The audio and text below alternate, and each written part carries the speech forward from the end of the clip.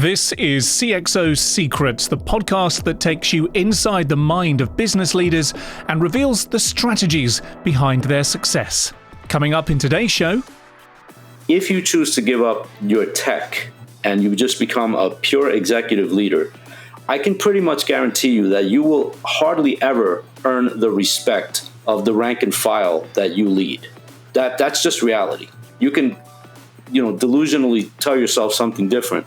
But at the end of the day, you will be looked at as a business person, as an empty suit, as whatever you want to call it, because you lost touch with what got you here, and you lost the ability to relate to those folks that actually have hands on keyboard. That's the choice you made and the price you pay.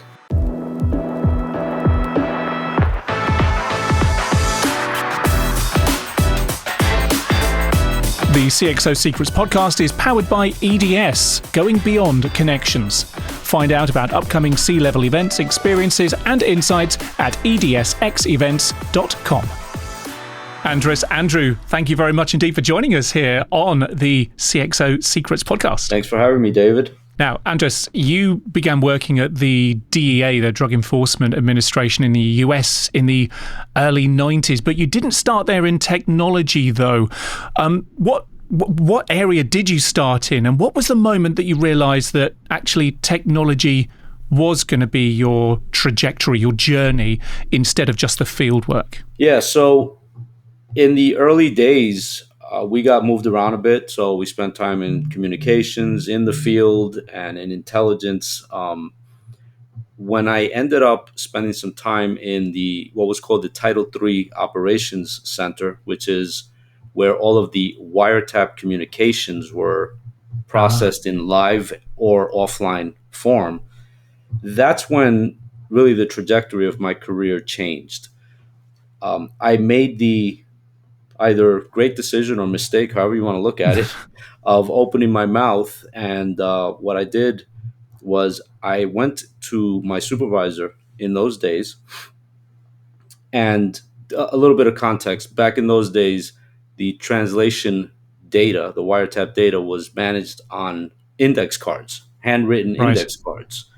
And my dad was a programmer, software engineer, developer, whatever they're called at whatever point in time. Basically, he wrote code. So I understood some of what it would take to have a database and an application, even though I did not have that expertise at the time. Yeah. And I kind of went into the supervisor to show off and say, hey, we're doing stuff in this archaic form, and there are these things called computers now. And he told me in not nice terms that unless I was in there with a solution, to get out of his office. And that prompted me to go find a solution, and honestly never looked back. I back in those days, the internet wasn't what it is now, and books were not readily available, but I was able to find a couple of books on writing code in those days and creating a database. And that's how I started. And the next thing I knew, I was basically running the tech part of the Title III Operations Center for a number of years, where we built pretty much all of the technology necessary to perform wiretaps. Mind you, this is in the analog days, pre-digital. I caught the tail end of the digital revolution as far as Title IIIs go, but by that point I was moving away from the government. That sounds fascinating, and I'm sure there's whole levels of detail that I would love to go into that you're probably not allowed to talk about there with regards to some of the wiretap technology and the ingenuity that you had to have in order to deploy those taps to, I guess, get the data, the information that you needed for enforcement. You say, though, correctly, technology was very different 25, 30 years ago. The internet, World Wide Web,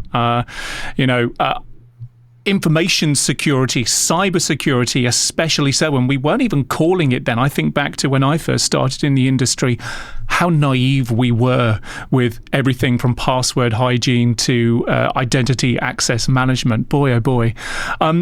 So moving from the Title III stuff and the wiretaps, what was it that made you switch to what we'd think of to be more akin to modern day cybersecurity practices? Let me start by telling you the part that intrigued me the most, because I think it's relevant to the conversation.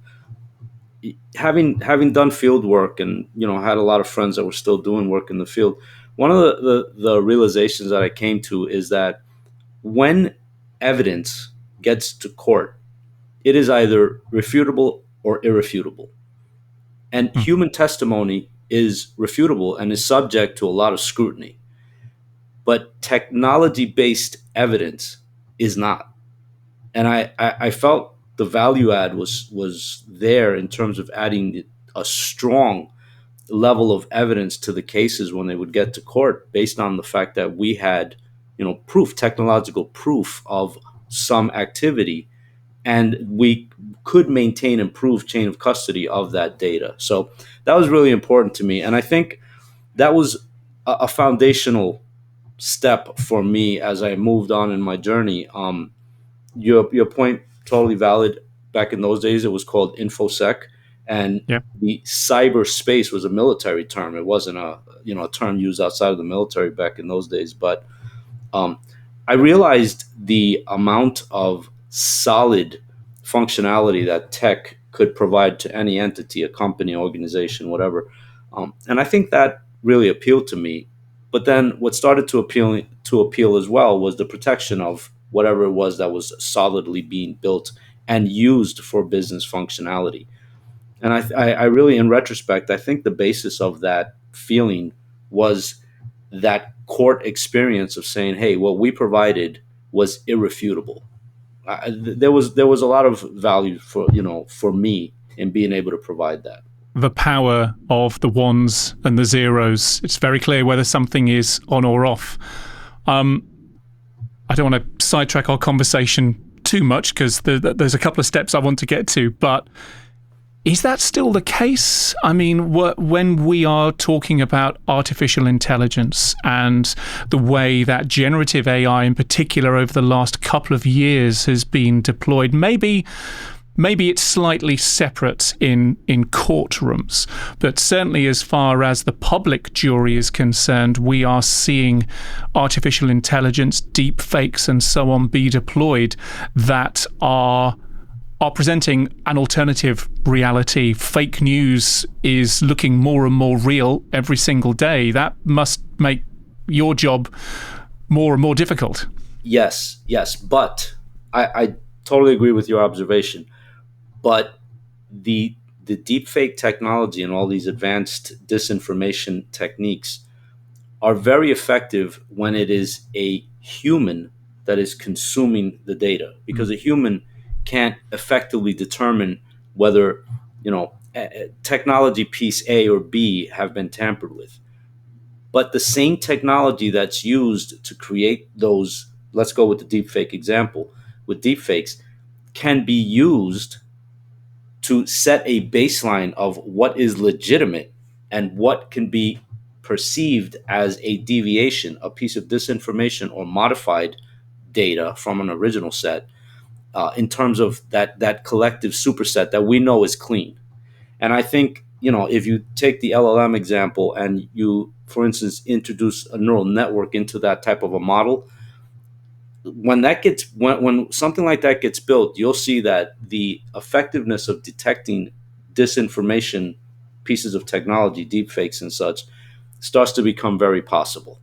I just don't Yep. think we're there yet, because I don't think any entity has sat down, or at least none that I'm aware of, has sat down to create that model of effectively good known pieces of actual media, right? Video, audio, etc. But I think we'll get there. I'm not utterly concerned, but yes, the human jury, if you will, when looking at some piece of content, that is concerning, because people tend to be somewhat trusting, and if you come off convincing in some piece of deep fake technology, then I can see how humans fall for that. Yeah, unfortunately, they do very often. And to your point on technology being deployed to identify a source of truth, something which is the original form. I'm certainly aware in the media space of newsrooms working with camera manufacturers to ensure that images that are captured from from news on news gathering locations, wherever they are fingerprinted. There is an Yep. ID that is built into that footage, so that when it arrives at Reuters, Getty, BBC, CNN, whoever it is, they have a degree of trust that this is the genuine piece of footage that hasn't been doctored in Yes. some way. Let me give you an interesting tidbit, because one of the products that were, of which I was part of the invention team, we actually introduced some technology that I think, if you just hear me out, hear me describe it, and you'll see how it's kind of relevant. Ah. If you, instead of using static one-way hashes to actually say this is the signature of, let's say an image, right? Yeah. Because if you can go into that image and change one byte, and the actual one-way hash of the changed image is entirely different. You could not look Yep. at the two and say they're related. But with fuzzy hashing, you can. And we actually got a lot of value out of using fuzzy hashing techniques, because we Okay. could tell that the deviation of image A and image B was, let's say, 2 bytes or whatever, right? Right. Or, if you could imagine like a Word document, we can say, okay, 10% of this document was doctored, but 90% is identical to this other document. And we were able to do that with fuzzy hashing on live network flows, and it turned out to be a very effective technique to provide value to our customers.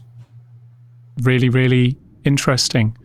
Maybe we'll come back to AI in a moment, but I'm curious, as we compare the role of a CISO, as a cybersecurity space leader at the moment, with good old-fashioned law enforcement, your work at the DEA going back 25, however many years ago, the less digital crime solving and security work. Are there any lines that we can draw between that? Are there similarities that are useful for people to be aware of? Or is it a case that, technology has changed the game completely and we need a different approach in order to counter the threat that bad actors pose now? What's your take on that? I think there are dynamics on both sides. So the answer is really a yes and a no. And so technology has obviously changed the game. So, for example, it is far easier now for a nefarious actor to perform some activity and be totally abstracted from any law enforcement officer being able to easily fingerprint or put an ID to that user. So just take something simple like using Tor, right? All of a sudden, you create these abstraction layers between the truth, you, the source, and your activity. It's very difficult for normal agencies to then backtrack that and figure out who the actual source was. So, from that perspective, I think, the game has changed, because back in the day, you could create abstraction layers between the source and, some activity, but it was usually human and geographic abstraction layers. So, for example, if I was going to sell you something, I wouldn't go meet you, let's say, in Ibiza and sell it to you. I would send a proxy to do so, and that proxy might get another proxy from Africa to go to Ibiza and sell it to you. And so, those were abstraction layers that are similar, but far more cumbersome and far more expensive.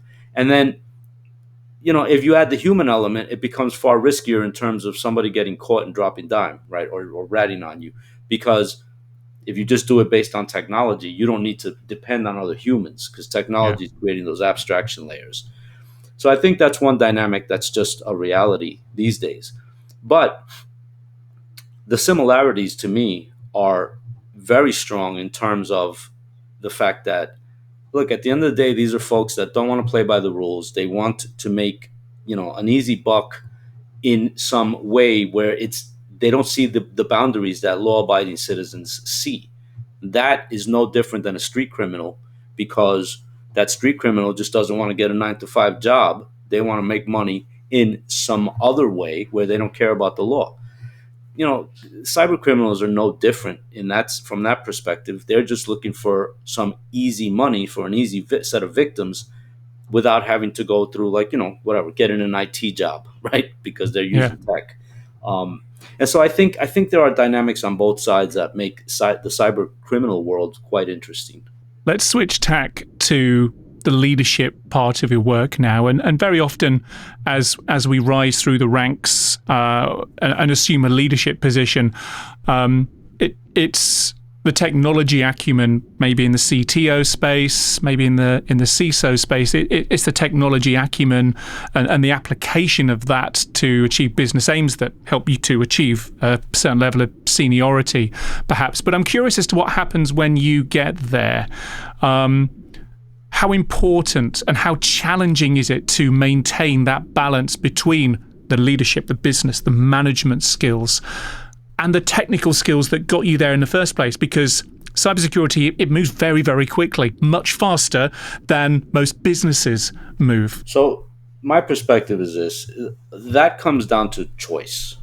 You as an individual have to make a choice. I can introduce you to folks on both sides of the extreme. Some folks that came up the technical ranks, they became executive leaders, and they decided that they were entirely fine giving up touch with technology. Others don't give up that touch easily. I would be one of those, by the way. And that's a choice. And it's a sacrifice that you have to make, because you're going to sacrifice personal time to make sure your tech skills stay on point, while your softer skills, your business skills, are what basically run your day-to-day life. But like every choice in life, there's a price to pay. If you choose to give up your tech and you just become a pure executive leader, I can pretty much guarantee you that you will hardly ever earn the respect of the rank and file that you lead.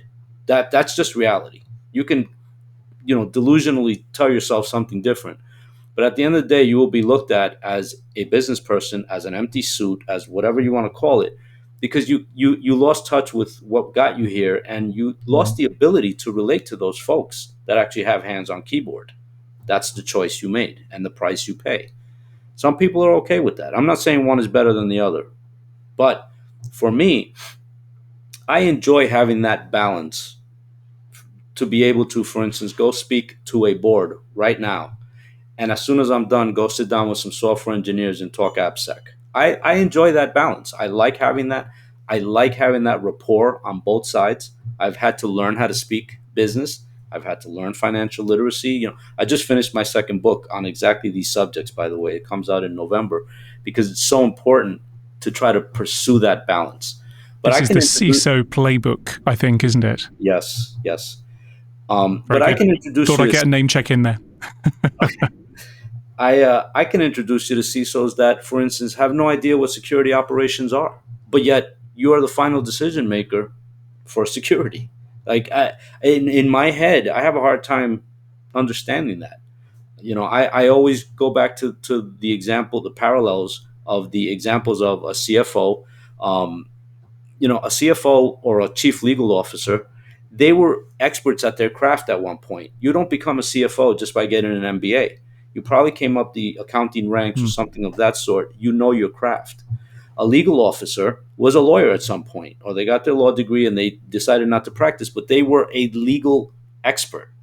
So why should CISOs not be technical experts when show me something that you're protecting right now that's not technology based? It's not like we're dealing with data in printed form, in files in a cabinet, and that's what you're protecting, right? We're protecting data that is stored on technology mechanisms, is hosted by technology. So how much sense does it make to have leaders that don't understand the tech? That's how I see the world. And we talk a lot, I speak with a lot, you mentioned CFOs there, I speak with a lot of CFOs, and they talk a lot about being a co-pilot to the CEO and to other members of the board as well. Does that reflect in the work that you do and the way that you see your role working with other members of the C-suite, being that co-pilot, being almost certainly one of the most digitally competent, digitally aware and risk aware people in the room there, to be that co-pilot, to be that counsel? I think organizational culture plays a big part in the answer to that. So there is no one answer. If an organization's culture is open to that, then yes, that is really the nirvana of these roles, of cybersecurity leadership roles. You want to be that voice of reason when executive decisions get made. I mean, think about something straightforward like an M&A process, right? How can you pursue an M&A without bringing in and scrutinizing the security of what it is that you're considering purchasing? And so that advisory role is absolutely critical, but the organization has to be open to it. And Yeah. so I feel organizational culture is really the more important question regarding that subject, not so much is that where we need to belong. I think it's pretty straightforward that we need to belong there, but are you company X? Are you, the leaders of company X, open to having us in there as part of those conversations?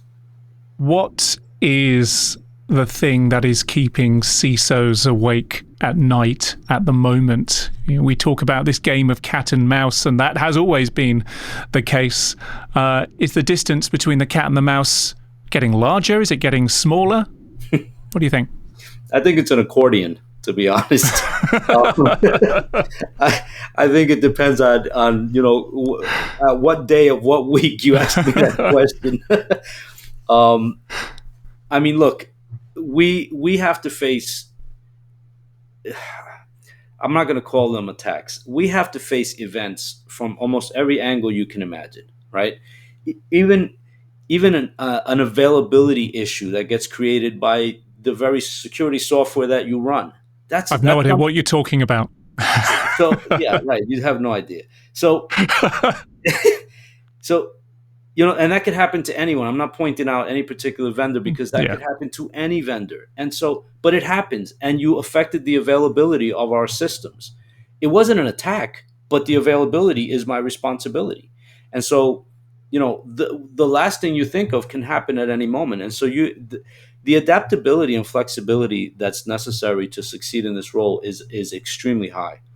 Um, Both of those qualities will help make or break you as a cybersecurity leader. And so you just have to be kind of ready for everything and never ever write off a specific angle. Never. I mean, look at Mm. some of the most sophisticated attacks we've seen. The way the attackers got in are fascinating. And when you sit there and you speak to the people that went through it, they go, well, the last thing I expected was somebody to walk in through that door, right? And so you just have to kind of always be on, head on a swivel kind of mentality, and just be ready. And maybe that is one of the biggest challenges.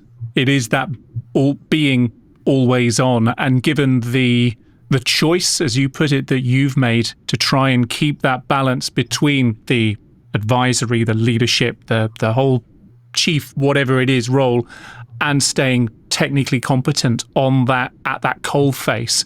That's all hard work, and that acknowledgement that an event could be something that's there already, could be something that's just ready to crawl out of a rock at any moment. That sounds like really, really hard work.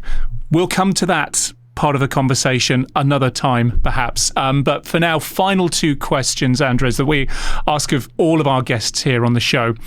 What is your secret? What is your key attribute or learning or key experience that has helped you to get where you are today, to have the mindset that you have today?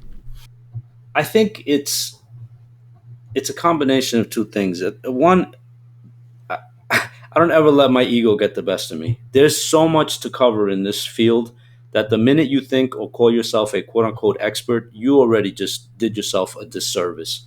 I've been doing this 32 years. I'm pretty good at certain things. I don't consider myself an expert. So when I hear people call themselves experts, I just kind of chuckle because are you really?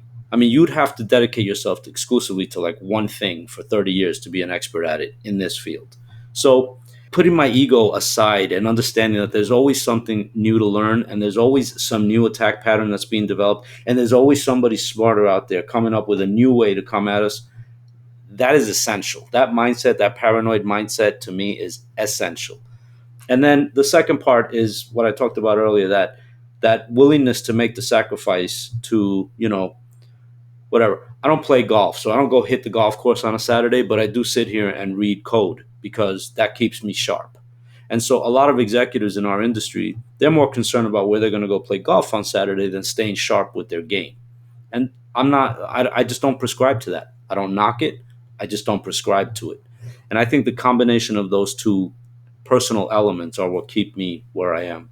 Finally, a bit of fun. We do a Pass the Question here on CXO Secrets podcast. If you could pose one question to our next guest on the show, whoever they are, what would that question be? And I should say it could be as serious or non-serious as you like. I think I'll stick to serious. I would ask them to be extremely honest with themselves in regards to the question of understanding your legitimate holistic attack surface. Because I think at the end of the day, a cybersecurity leader that does not have a keen understanding of where these attacks can possibly come from, especially the areas that are never obviously thought of, I think those folks are just going to get caught by surprise one day and end up in a predicament. But if you can honestly tell yourself, wow, I really never looked at that part of my ecosystem, and go address it, I think that's a really good question to ponder on a personal level.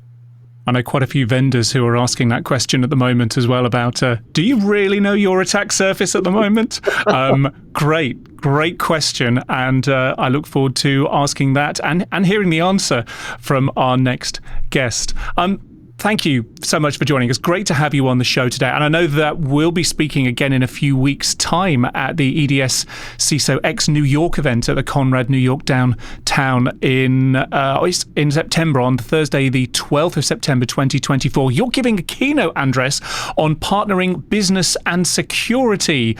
No pressure, but what can you tell us about what you're going to be talking about? I'm going to be talking about becoming a student of the business, because that's what it takes. You have to be a student.